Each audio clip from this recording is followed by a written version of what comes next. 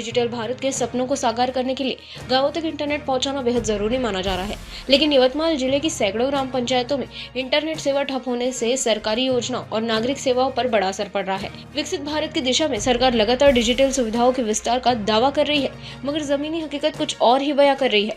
यवतमाल जिले की 1203 ग्राम पंचायतों में से केवल 80 पंचायतों तक इंटरनेट पहुंचाया गया है, जिनमें भी महज 65 स्थानों पर सेवाएं सुचारू रूप से चल रही है। बाकी 1123 ग्राम पंचायतों में राउटर डाउन बताकर इंटरनेट सेवा बंद होने की जानकारी सामने आई है। महानेट योजना के तहत ग्राम पंचायतों को डिजिटल नेटवर्क से जोड़ने का प्रयास किया गया था, लेकिन कई जगह ये योजना अधूरी नजर आ रही है। नेर, बाबुलगांव, घाटंजी, महागांव, मारेगांव, पुसद, रालेगांव, उमरखेड, वणी और झरी जामनी जैसे तालुकों की अनेक पंचायतें आज भी इंटरनेट से वंचित है। किन्हीं ग्राम पंचायत से पिछले 4 से 5 वर्षों से इंटरनेट सेवा पूरी तरह बंद है। उपकरण उपलब्ध कराए जाने के बावजूद कुछ ही दिनों में नेटवर्क ठप हो गया है। इससे पंचायत का कामकाज प्रभावित हो रहा है और कर्मचारियों को स्वखर्च पर इंटरनेट चलाना पड़ रहा है। सरपंच प्रमोद नाटकर ने चेतावनी दी है कि यदि जल्द सेवाएं शुरू नहीं की गई तो आंदोलन किया जाएगा। वहीं सचिन योगेश काले ने बताया है कि इंटरनेट न होने से दस्तावेज निकालने में देरी होती है और नागरिकों को बार बार परेशानी झेलनी पड़ती है। नमस्कार, मी संजय गिरी, ग्रामपंचायत कर्मचारी किन्ही। तर आपल्या इथे मागील 5 वर्षापासून इंटरनेट सुविधा उपलब्ध नसल्यामुळे बऱ्याचशा अशा नेट संबंधात तक्रारी वगैरे आहेत आपल्या इथे आणि कामकाजामध्ये अतिशय असा त्रास सहन होत आहे। जेणेकरून इंटरनेट सुविधा जर उपलब्ध झाली आपल्या इथे तर लोकांच्या अडचणी आपल्याला दूर करता येईल।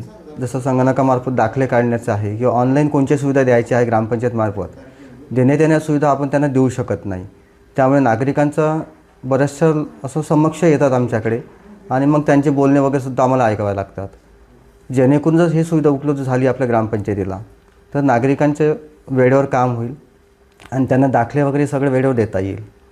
आता जास्त तर इंटरनेट सुविधा उपलब्ध नसल्यामुळे जवळपास 3 ते 4 हजार रुपये हा खर्च येतात आणि हा सगळा खर्च शासनामार्फत आपल्याला देण्यात येत नाही।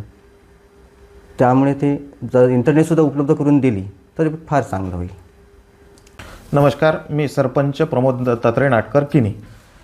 सर, याच्याविषयी आम्ही आज जवळपास 5 वर्ष झालेले आहे। आमची ग्रामपंचायत ला नेट सुविधा नाही आहे आणि या नेट सुविधेसाठी आम्ही पंचायत विभागाला किंवा सीओ साहेबांना आता तक्रार देणार आहोत। कारण की ह्या नेटमुळं आमचे जे काही ऑनलाईनचे कागदपत्र आहे ह्या सुद्धा निघत नाही आहे। पण तरी आम्ही स्वतःचा पैसा खर्च करून आम्ही स्वतः नेट लावून तो आम्ही लोकांना सुविधा देत आहोत। पण याच्यात खूप मोठ्या प्रमाणात तकलीफ होत आहे।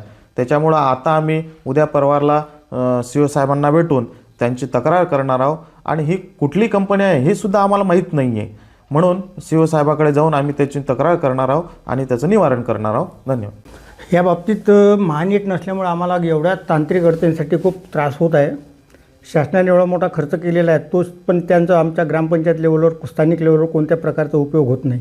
आज रोजी आमच्या ग्रामपंचायत लेवलवर शासन स्तरावर जो शासनाने निर्मित केलेले दाखलेसुद्धा आम्हाला ऑनलाईन नसल्यामुळे काढता येत नाही किंवा गावातील जनतेलासुद्धा जसे आधार कार्ड, उत्पन्नात दाखले काढण्यासाठी ते आपल्या स्थानिक लेवलवर नेट असती तर निघाली असते, पण ते नसल्यामुळे त्यांना जिल्हा स्तरावर, तालुका स्तरावर जाऊन ते उत्पन्नात दाखले काढावे लागते।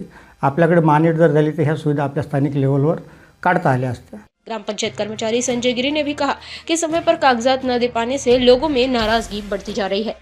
हमारा हर शब्द समाज की आवाज, हमारी हर पहल निष्पक्षता का कदम, आपकी हर समस्या में आपसे पहले दिखेंगे हम हैं न्यूज फर्स्ट। ईश्वर का सच, हमारा साहस और आपका विश्वास। सच, साहस और विश्वास।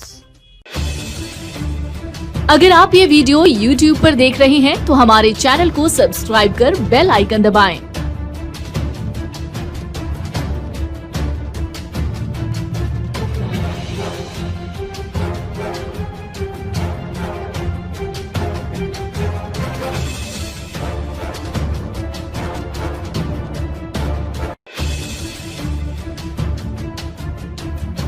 और Facebook पर देख रहे हैं तो हमारे पेज को लाइक करें।